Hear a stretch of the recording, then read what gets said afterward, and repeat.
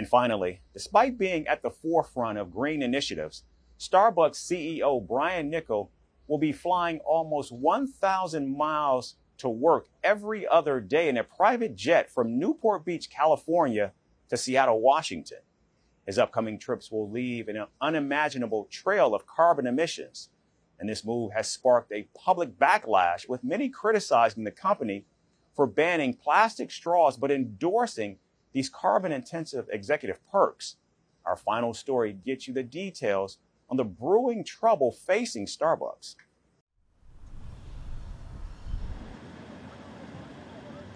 The world seems to have collectively realized that climate change is no laughing matter.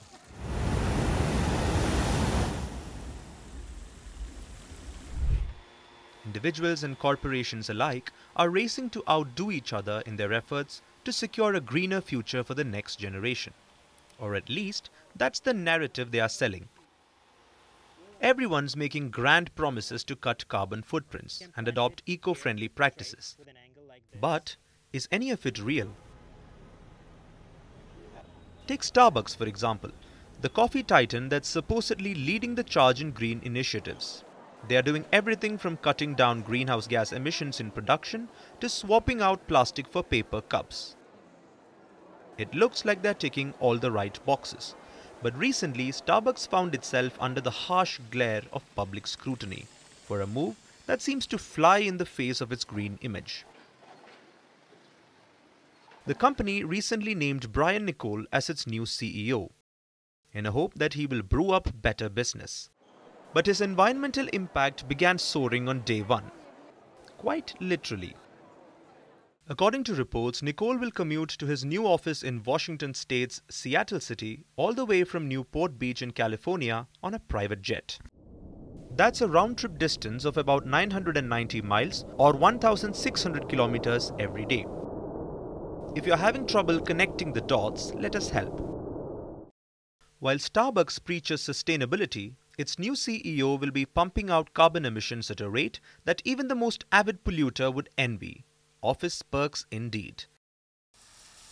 It didn't take long for people to notice the hypocrisy. Starbucks, which recently banned plastic straws to save the turtles, now seems okay with torching the sky with jet fuel. Social media did not hold back. One user dubbed it the super commute. Another quipped that Niccol's lifestyle would crush the environment. Someone else went straight for the jugular, calling Starbucks a bunch of performative hypocrites. Another skeptic declared that Starbucks can never convince anyone of its environmental commitment after this. Let's not forget, Niccol's getting paid handsomely for his efforts, a whopping $1.6 million annually, with a bonus potential of up to $7.2 million. And if part of the deal includes a daily jet ride, who's complaining? Certainly not Niccol. After all, this is not his first rodeo. When he became Chipotle's CEO in 2018, he managed a similar perk back then. The company's headquarters moved from Colorado to California just months after he took over. Coincidence? Hardly. In case you're wondering, the aviation industry accounts for 2.5% of global carbon dioxide emissions. Add private jet lifestyle to the mix and the numbers soar. Celebrities alone emitted over 3,300 tons of carbon dioxide from their private jet usage in 2022. Taylor Swift, who's busy breaking records and hearts, also broke the planet a little, with her two jets emitting 1,200 tons of carbon dioxide in 2023. According to reports, in 2022, Japper Jay-Z's 136 flights emitted more than 6,900 tons of carbon dioxide. Kim Kardashian emitted more than 4,200 tons of carbon emissions with 57 flights. Then there is Oprah Winfrey, who has emitted more than 3,400 tons of carbon dioxide from a total of 68 flights. They all contribute their fair share to global warming with their sky-high carbon footprints. So where exactly is this green-washed world of ours heading? Are we really on the path to a sustainable future, or are we just jet-setting towards environmental oblivion? Starbucks might want to rethink whether its next great initiative should involve less paper cups and more common sense.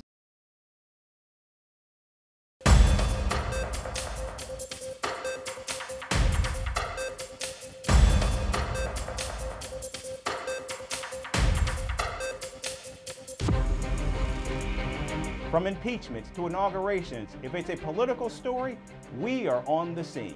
The race for the White House is heating up. Kamala, you're fired! I say, bring it on. If it's breaking news, we're live with the latest coverage. From the White House, the State Department, and Capitol Hill, we know the issues, but above all, we know the players to bring you the latest in-depth analysis on all the key stories that we're covering. I'm Eric Ham. Join me from Washington here on Firstpost America.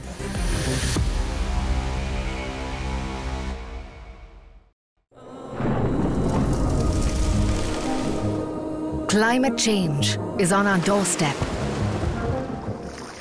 It's time for a revolution to take root. And it starts with 1.4 billion Indians. It starts with one tree for humanity, one tree for Mother Earth, one tree for our future. Project One Tree, a News 18 network initiative.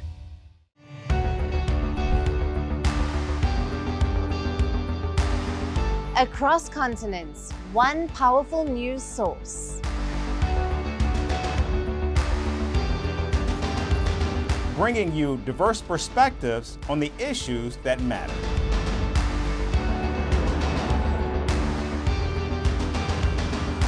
We go beyond the boundaries to give you that little extra about every sporting moment.